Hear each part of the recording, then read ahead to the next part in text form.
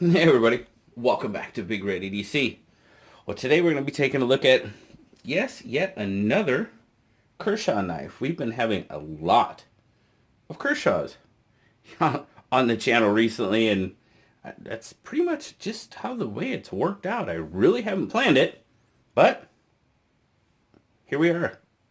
Now, this isn't just any Kershaw. This is the USA made blade exclusive knockout in M390. Now, they've had several different versions. Mine, of course, just happens to be the red version. Now, I will be completely honest, I just noticed that the red is now no longer on the site, so I'm guessing that means it must be out of stock, but they still do have the black handle with the black wash blade, and they also have the black stars and stripes with the black wash blade. So they still do have two of the exclusives in the M390 still available. Now, I had the opportunity to check out Marshall's knockout that he sent for actually Nellie to try out, and she did, and I didn't get to spend a whole lot of time with that one because she was enjoying that one quite a bit. And then, of course, my good friend Randy F., he lent me the blue USA made blade exclusive.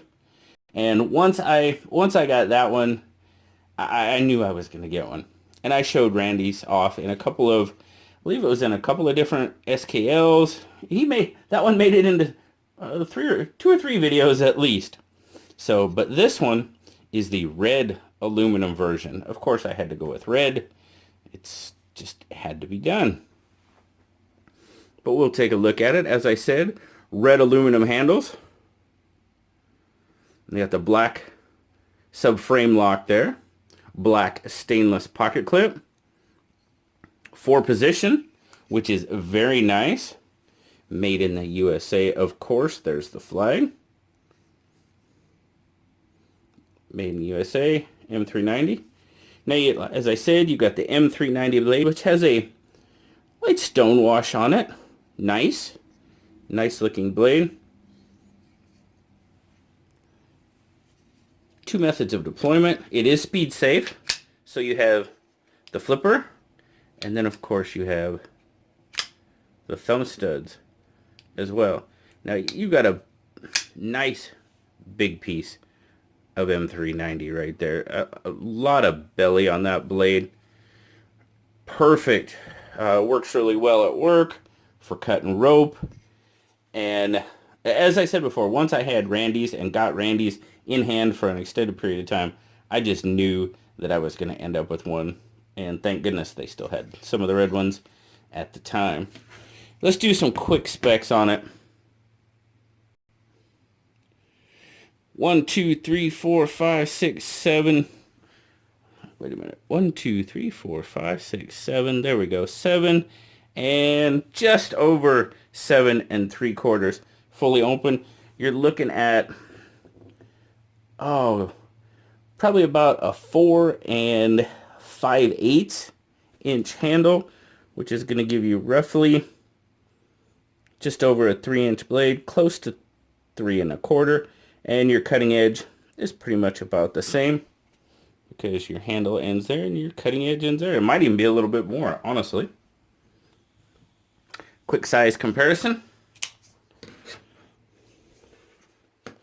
There's your PM2. You know what? I'm going to get this really nice looking rat one in here for my good buddy BJ, just because, well, it's an awesome looking knife. I want to show it off. But there you go. Pretty decent comparison between those. The rat's a little bit longer. Of course, the PM2 is pretty much right about, pretty close to the same size as the knockout. Get a quick weight on it. Now, as I said, it is T6, 6160 T6 aluminum for the handle. You guys are going to laugh at me here pretty soon.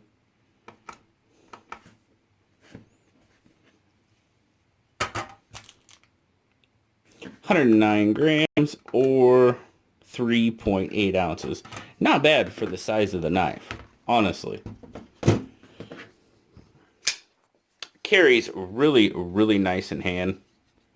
Or in pocket, excuse me. Feels good in hand. I'll talk about that in a minute. Pocket clip.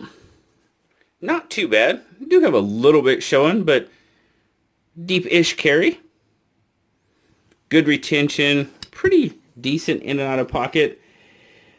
Pocket clip. It probably could be a little stouter, but not bad. Not really bad at all. Black backspacer.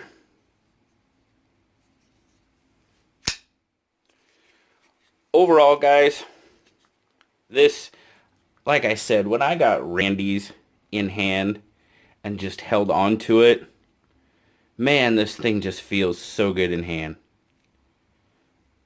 I knew I had to get one. Now, Nellie, she hasn't got one yet. She's still kind of trying to decide if she really wants one. She hasn't got her hands on this one. She was really liking Marshall's, but she hasn't quite decided she wanted one of these yet. Now,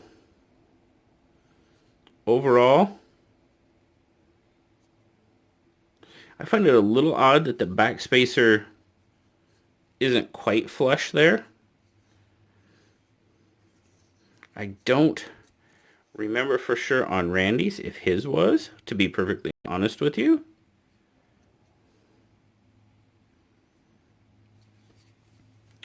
Just, it feels really darn good in hand. The ramp is pretty good. I mean, sort of a ramp. Thumb lands pretty darn well. Choil is pretty good. Thumb studs, I mean, they're in your cutting path a little bit. But not too bad. And I found it interesting, and I don't know, maybe somebody can enlighten me a little bit, because this is obviously set up for right hand tip-up carry, so the pocket clip will never be. But everywhere else I look, it says it's a 4-position pocket clip, but on the USA-made blades, it says it's a 3-position. So, I don't know. I haven't tried to move it, because really there's no reason for me to. But I don't know if they do something to the model to change it all, but I'm pretty sure it's still a 4-position. Good grip on that aluminum. Feels really good. No hot spots. The clip is pretty low, which is nice. Does not cause me any heartache whatsoever. Nice swedge on the blade. Man, it's just an overall really nice looking knife.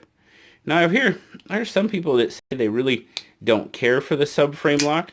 And to be honest with you, a frame lock isn't my absolute favorite type of lock, but I don't seem to be having any issues with the subframe lock on this one at all. Now, a lot of things, I've been hearing a lot, now this is a speed safe, but I've been hearing a lot about people de-assisting a speed safe knife.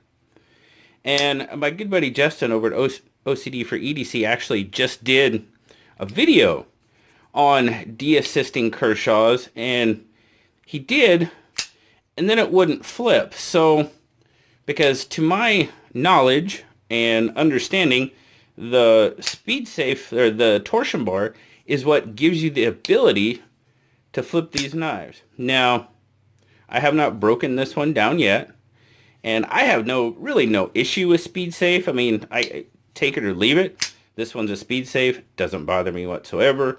Another budget Kershaw, the Weston, is a speed safe. Doesn't bother me at all in the least. So I'm just kind of interested as to, I mean, some people obviously don't like it, and they want to de-assist their knives, which fine, to each their own. But in my line of thinking, that kind of defeats the purpose of being able to flip the knife. I know the one Justin did. Oh, what did he do? I cannot remember the model he did.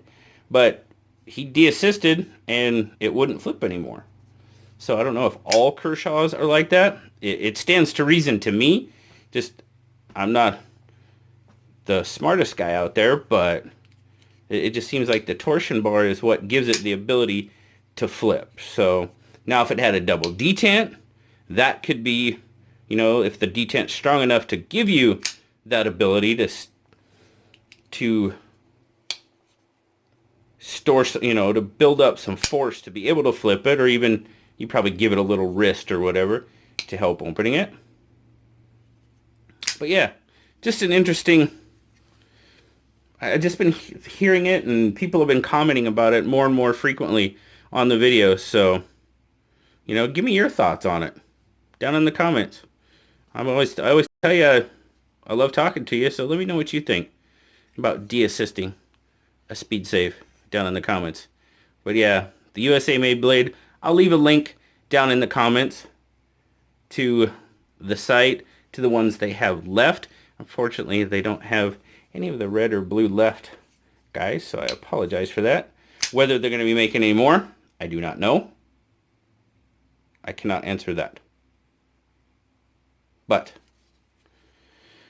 it's a darn good knife. The Knockout as a whole, I am enjoying it very, very much. There you go, guys. That has been my thoughts on the USA Made Blade exclusive Kershaw Knockout in M390.